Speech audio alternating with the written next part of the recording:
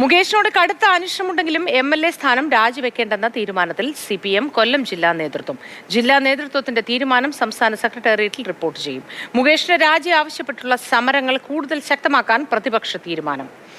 മുകേഷ് അഭിഭാഷകനെ കാണാൻ എറണാകുളത്തേക്കെന്നും സൂചനയുണ്ട്. ഇക്കാര്യത്തിൽ കൂടുതൽ വിവരങ്ങൾ കണ്ണൻ നായർ നൽകും. കണ്ണൻ നായർ, നമസ്കാരം. ഈ 3 ദിവസത്തേക്ക് അറസ്റ്റ് തടഞ്ഞതോടുകൂടി കൊല്ലത്തേക്ക് പോയി എന്നൊരു സൂചനയുണ്ട്. അതിനിടയിൽ ഇതാ കേൾക്കുന്നു ഇനി അഭിഭാഷകനെ കാണാനുള്ള യാത്രയാണ് എന്ന്. ഇതിൽ ഏതായിരിക്കും സംഭവിച്ചിട്ടുണ്ടാവുക? കൊല്ലത്ത് മൊത്തത്തിൽ പാർട്ടി പ്രവർത്തകരുടെ ഭാഗത്തു നിന്നും പ്രതിപക്ഷത്തിന്റെ ഭാഗത്തു നിന്നുമുള്ള ഒരു പ്രതികരണം എങ്ങനെയൊക്കെയാണ്?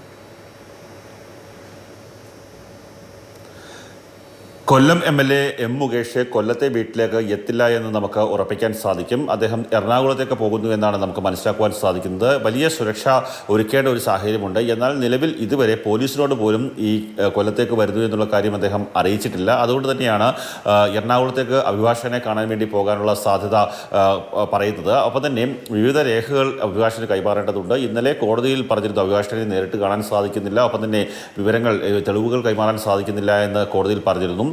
നേരിട്ട് അന്വേഷണ സംഘത്തിന് മുന്നിൽ ഹാജരായി അവർക്ക് മൊഴി കൊടുക്കാമെന്നും മുകേഷ് ഇന്നലെ അറിയിച്ചിരുന്നു. അതിൻ്റെ കൂടി അടിസ്ഥാനത്തിൽ ഇന്ന് ചിലപ്പോൾ അന്വേഷണ ഉദ്യോഗസ്ഥർക്ക് മൊഴി നൽകാനും സാധ്യതയേറെയാണ്. അതുകൊണ്ട് തന്നെ അദ്ദേഹം എറണാകുളത്തേക്ക് തിരിച്ചു എന്നുള്ളതാണ് നമുക്ക് മനസ്സിലാക്കുവാൻ സാധിക്കുന്നത്.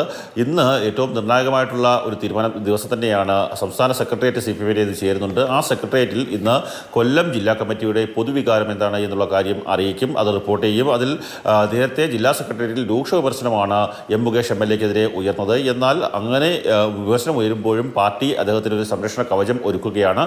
കാര്യം ഒരു കാരണവശാലും MLA സ്ഥാനം രാജിവെക്കേണ്ടതില്ല എന്നുള്ള പൊതു തീരുമാനത്തിലേക്ക് ജില്ലാ സെക്രട്ടേറിയറ്റ് എത്തിയിരുന്നു. കാരണം ഏതെങ്കിലും തരത്തിൽ MLA സ്ഥാനം രാജിവെച്ചാൽ ഇതൊരു ലൈംഗിക പീഡന കേസാണ്. അതുകൊണ്ട് തന്നെ MLA സ്ഥാനം രാജിവെച്ചു കഴിഞ്ഞാൽ സർക്കാരിൻ്റെ സ്ത്രീ സുരക്ഷ അടക്കമുള്ള മുദ്രാവാക്യങ്ങളിലും പ്രവർത്തനങ്ങളിലും ഒക്കെ തന്നെ അത് വലിയ രീതിയിൽ വിമർശനത്തിന് കാരണമാകും എന്നുള്ള ഒരു വിലയിരുത്തൽ കൂടിയുണ്ട്. അതിൻ്റെ കൂടി അടിസ്ഥാനത്തിലാണ് MLA സ്ഥാനം രാജിവെക്കേണ്ടതില്ല, പക്ഷേ അടിയന്തരമായി കേസ് അന്വേഷിച്ച് കാര്യങ്ങളിൽ വ്യക്തത വരുത്തണം എന്നുള്ളൊരു ആവശ്യം കൂടി ഇന്ന് ജില്ലാ സെക്രട്ടറിയുടേതായിട്ടുള്ള കാര്യങ്ങൾ സംസ്ഥാന സെക്രട്ടറിയിൽ റിപ്പോർട്ട് ചെയ്യും. മാത്രമല്ല വലിയ രീതിയിലുള്ള സമര പരമ്പരയാണ് ഇപ്പോൾ ഈ കൊല്ലത്ത് അരങ്ങേറുന്നത്.